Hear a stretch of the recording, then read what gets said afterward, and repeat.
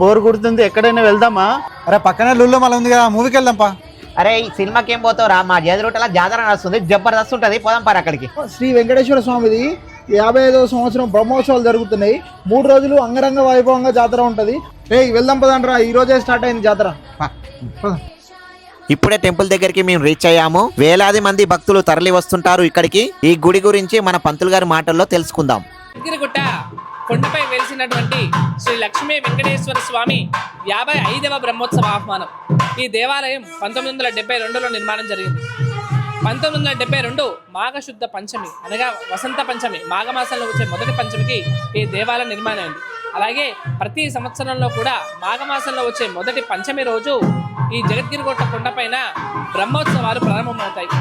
ఈ బ్రహ్మోత్సవాలు 3 రోజులు జరుగుతాయి. మొదటి రోజులు విశ్వక్సేన ఆరాధన, స్వస్తి పుణ్యావాచనము, రక్షాబంధనము, వేదపారాయణము, హారతి, ప్రసాద వినియోగం, తీర్థ ప్రసాద వినియోగం ఇవన్నీ కూడా జరుగుతాయి. ఆ తర్వాత దాని తెల్లారే మాఘశుద్ధ పంచమి రోజు స్వామికి పొద్దునే ప్రాబోధిక సేవ, వేదపారాయణం, అలాగే 7:30కు అభిషేకము, 9 గంటలకు స్వామివారి హోమము, 10:30కు ధ్వజారోహణ, 12 గంటలకు తిరు కళ్యాణ మహోత్సవం ప్రారంభమవుతుంది.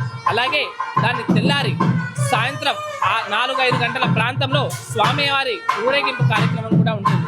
కాబట్టి ఈ 3 రోజులు కూడా ఈ జగద్గిరిగుట్ట కొండపై ఈ బ్రహ్మోత్సవాలు అంగరంగ వైభవంగా జరుగుతాయి.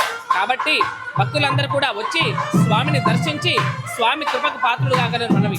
ఇది అడ్రస్ వచ్చేసి జగద్గిరిగుట్ట, హైదరాబాద్, కుకటపల్లి నుంచి 3 కిలోమీటర్ల దూరంలో ఉంటుంది. ఇంకెందుకు ఆలస్యం, మన స్వామివారి బ్రహ్మోత్సవానికి వచ్చేయండి.